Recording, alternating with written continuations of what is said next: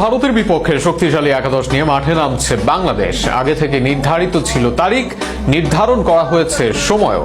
এই ম্যাচ নিয়ে তাই বাংলাদেশের বড় প্রত্যাশা। এএফসি কাপের বাছাই পর্বের এই ম্যাচের তারিখ, সময় ও ভারতের বিপক্ষে বাংলাদেশের সম্ভাব্য সেরা একাদশ নিয়ে বিস্তারিত থাকছে। বাংলাদেশের সম্ভাব্য সেরা একাদশে গোলকিপার হিসেবে থাকবেন মিতুল মার্মা, তা অনেকটাই নিশ্চিত।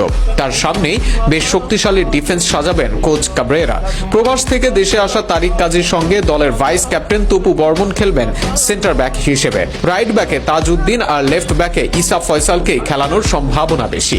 মিডফিল্ডে মোহাম্মদ হৃদয়কে রাখবেন কোচ, সাথে দলের ক্যাপ্টেন জামাল ভুঁইয়া খেলতে পারেন ডিফেন্সিভ মিডফিল্ডার হিসেবে। তবে ডিফেন্সিভ মিডফিল্ডার হলেও হামজা চৌধুরী জাতীয় দলে খেলতে পারেন অ্যাটাকিং মিডফিল্ডার কিংবা নাম্বার 8 পজিশনে। তাছাড়া জাতীয় দলের তার জার্সিও হবে নাম্বার 8। অ্যাটাকিং রোলে মাঝে আল আমিন আর দুই পাশে রাকিব ও মুরসালিনকে খেলাতে পারেন কোচ। হামজা আশায় নতুন করে স্বপ্ন দেখছে বাংলাদেশ ফুটবলের ভক্তরা। হামজা আশায় যেমন খুশি ভক্তরা, তেমনি ইতালি প্রবাসী ফাহমিদুলের হঠাৎ বাদ পড়ায় বেশ সরগরম বাংলাদেশের ফুটবল।